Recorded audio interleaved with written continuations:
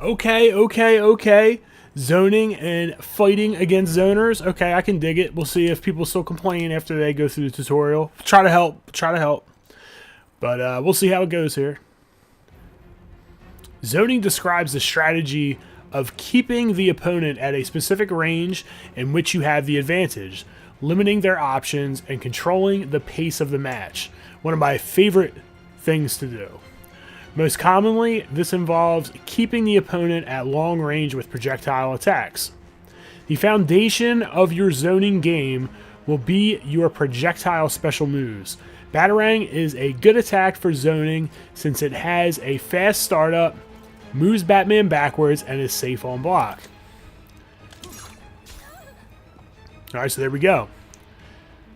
The opponent must take an action like duck, block, or jump to deal with the projectile attack, preventing them from freely walking forward and helping you control the pace of the match. Learn to time your projectile attacks to throw them as quickly as possible, building super meter and creating an obstacle course of attacks for your opponent to deal with. So basically you're building meter and you're keeping your opponent where you want them.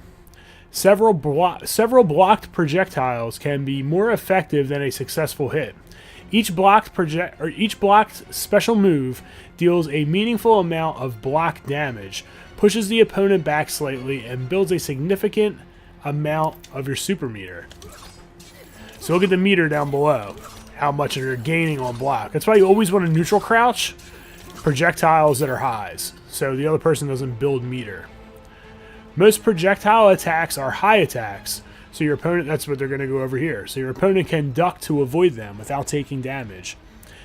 If you throw your projectile too predictably, the opponent can easily duck and walk forward to evade your attacks and safely close distance. Adjust the timing and frequency of your projectiles to make it more difficult and unpredictable to advance.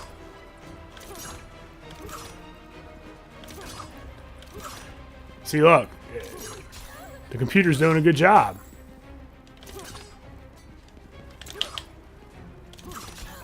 There we go. The opponent can also evade projectiles by jumping over them. While this can be effective, it's also risky since they're committed to the jump for a period and can't block. Adjust the timing of your Batarang to hit the opponent out of the air. There we go. If you anticipate that the opponent will commit to a jump, you can use an anti-air attack to hit them out of the air more easily. This can be risky if you guess wrong. Don't guess wrong, since the opponent can advance more easily or hit you with their own attack. There we go.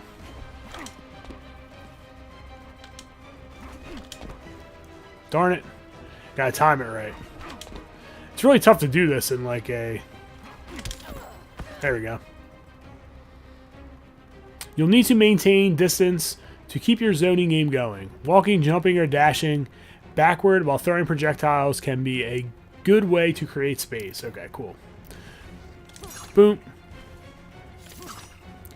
There we go.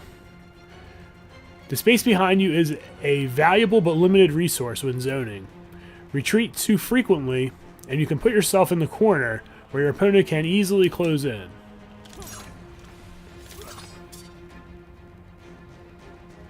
You're briefly invulnerable during the beginning of the backdash. We went over this like a million times in this tutorial, so hopefully people get the backdash. If they don't get the backdash, they won't get anything in this tutorial because we went over it like 700 times.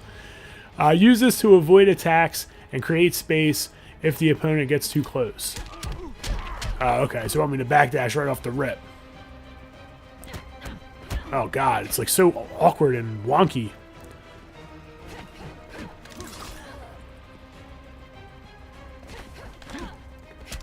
Yeah, it's so weird because like it doesn't give you immediate control.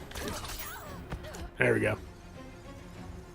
Before you get close to the corner, look for opportunities to switch sides with the opponent, giving yourself more room to retreat. A side-switching combo can be very effective in these situations, absolutely. Boom. There we go. When zoning, be aware of all long-range tools available to your character. Batman can knock down and push back his opponent by burning his batarang. Alright, so we're going to meter burn. Meter burn a batarang for a mid attack. Can't be ducked. Alright, can't be ducked.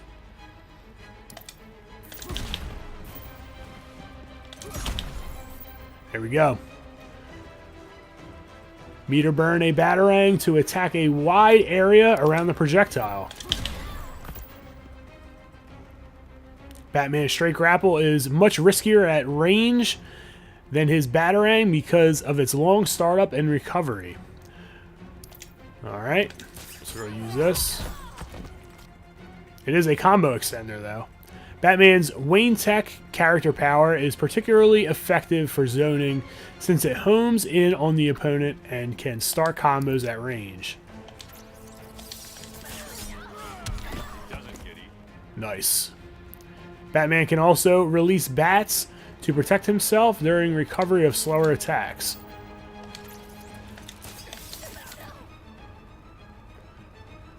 Batman Stay Down deals good block damage, is safe on block, and creates space by moving backwards. Special cancel his combo attack when zoning to throw a projectile or initiate your character power.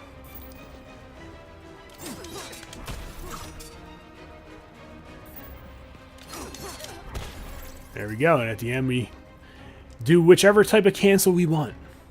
Many characters have attacks that are particularly effective at countering zoning, like Supergirl's Spaceport. Be careful of these types of attacks when throwing projectiles.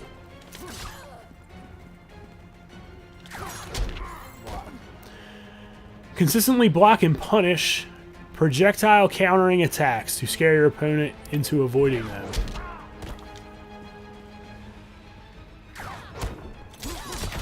That's not what they want. They want this. There we go. Hey, we got it. Gold Mother Box. Let's go. Alright, we're going to fight zoners, and there he is. Deadshot, the nerfed, the one and only. Certain characters excel at long-range combat and zoning.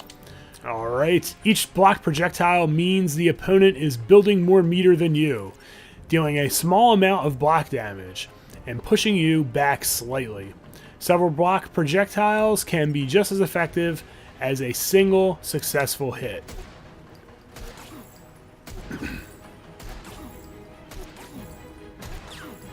Alright, you can see the chip and the meter build. Instead of blocking, try evading the opponent's attacks at range. Most projectile attacks are high, so you can duck safely. Typically, your most reliable way to approach a zoning opponent is to duck under the projectiles and patiently walk forward. You can also jump over most projectiles, and we'll practice that. Remember, jumping can be damaging to you because you can't block in the air. Got it. Watch for projectiles that are mid or low attacks that can't be ducked under. These attacks can be blocked, though. Hey. Be aware of the weaknesses of your opponent's mid and low projectile attacks. Most cost super meter or have longer startup or recovery periods that make them risky for frequent use. Deadshot's Deadly Assault has a much slower startup and recovery than his wrist cannon, giving you enough time to jump over the projectile, dash in, and duck a second shot. Just like that. You can also use the roll escape. Don't rely too heavily on this option though, because it does use meter. Oh wait, it wants me to do a combo. Oh snap. There we go.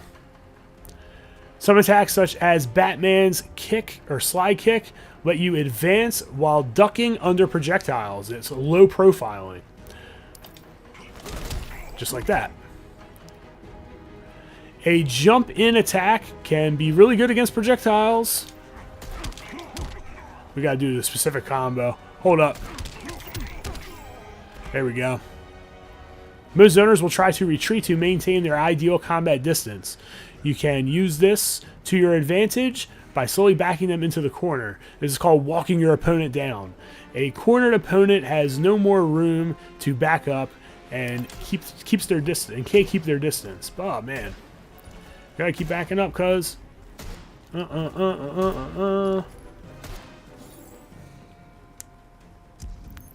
Hey, there we go. And those are some awesome tools to deal with zoning. All right, it's right in the game.